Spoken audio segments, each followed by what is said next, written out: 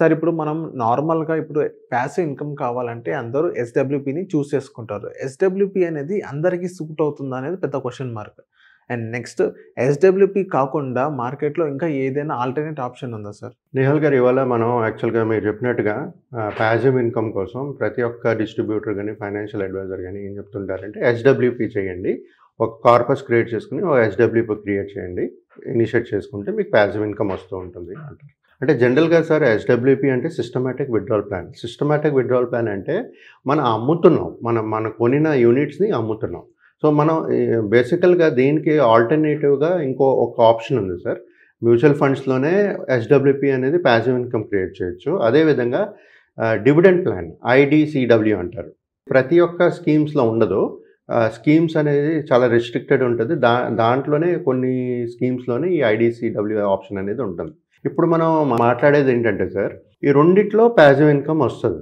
కాపోతే ఏది ఎవరికి సూటబుల్, ఎలాంటి ఇన్వెస్టర్‌కి ఏది కరెక్ట్ ఆప్షన్ అనేది మనం మాట్లాడుకుందామండి.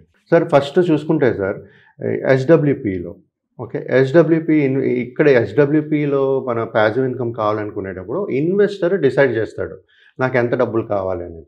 ప్రతి మంత్ తీసుకోవాలి కదా! He can fix that amount. ఒక 5,000 10,000 whatever he can decide that amount. But IDCW ప్లాన్‌లో ఏమవుతుందంటే ఏఎంసీ డిసైడ్ చేస్తది. ఏదైతే బోనస్ లాగా ఇస్తుంటారు. డివిడెండ్ పేఅవుట్ అంటారు దీన్ని. ఇదేంటి ఇక్కడ ఈ 2 మేజర్ డిఫరెన్స్ సార్ దీంట్లో ఫస్ట్‌ది. తర్వాత టాక్సేషన్ గాని చూసుకుంటే ఈ ఎస్‌డబ్ల్యూపీలో అమ్ముతాం కదా! We sell the units. Okay. కాబట్టి లాంగ్ టర్మ్ క్యాపిటల్ గెయిన్స్ అనేది జనరేట్ అవుతుంటుంది. ప్రాఫిట్ వచ్చేటప్పుడల్లా లాంగ్ టర్మ్ క్యాపిటల్ గెయిన్స్. దాని మీద మనం 12.5% టాక్సేషన్ కడుతూ ఉండాలి. అదే మీరు ఐడీసీడబ్ల్యూ అంటే డివిడెండ్ పేఅవుట్ గాని పాసివ్ ఇన్‌కమ్‌లో వస్తే ఈ పేఅవుట్ ఏమో as per the slab income slabs ఉంటాయి చూసారా? దాన్ని బట్టి టాక్సేషన్ అనేది ఉంటుంది.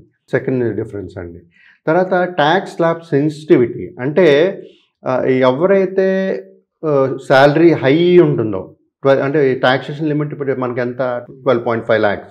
దానికంటే ఒక సాలరీ కానీ హై సాలరీస్ వస్తే బియాండ్ వస్తే వాళ్ళకి ఎస్‌డబ్ల్యూపీ అనేది కరెక్ట్ ఆప్షన్. ఓకే.